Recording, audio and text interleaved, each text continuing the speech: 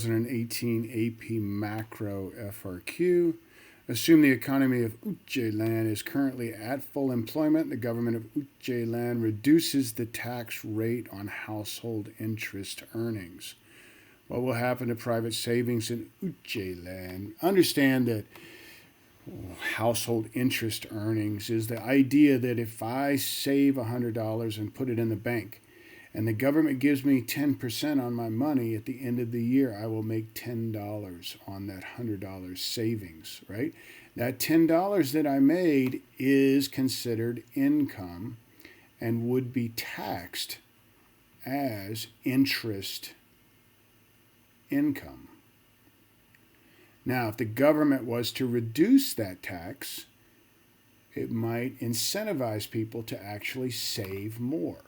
So the understanding here is that as the tax rates on interest income goes down, people would save more money.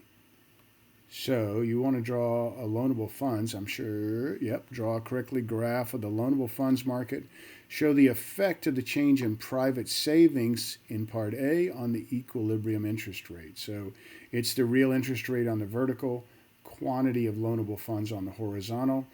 As people are saving more, supply of loanable funds would shift to the right, and your real interest rate would fall. There you go. Make sure you use the arrows. That's what's showing what's going on there. Given the real interest rate change in part B, going down, what is the short-run effect on aggregate demand? Please explain. So, again, if interest rate, specifically your real interest rate, is going down, that's going to make investment increase. Obviously, a cheap interest rate, people want to take out loans. If more loans are taken out, people are spending more money. Therefore, aggregate demand would increase, price level would increase, real GDP would increase, output would go up, and unemployment would go down. This is our causal chain of thinking of what's going on. We wanted to know about aggregate demands. Aggregate demand would definitely increase, and we would explain it, not using arrows. We would write it out in some sense, making sure that we understand when real interest rates, starting from there, real interest rates go down, investment, aggregate demand would increase. 2, what is the long-run effect on the potential real GDP in Utjlan? And please explain. So again, the understanding, these are a lot of these questions, but we're going to answer them the same way every time. When we know that real interest rates are going down, we say investment has to go up. When investment goes up, that implies that there's going to be more capital goods produced or more capital formation.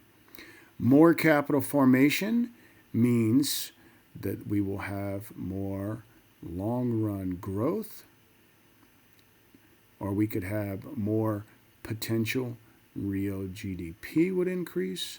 Or they could ask what happens to our long-run aggregate supply curve. It would shift to the right. They could have asked us about our PPC. That would have shifted out or to the right. Understand that these are all the same answers. Long-run growth, long-run economic growth. They could have said just economic growth. Anyway, we have to recognize these as all the same thing, and we answer them the same way every time. Real interest rates, if they're going down, investment goes up, capital formation increases, and then our potential real GDP would increase. Easy enough. All right, guys, thanks. Talk to you later. Bye.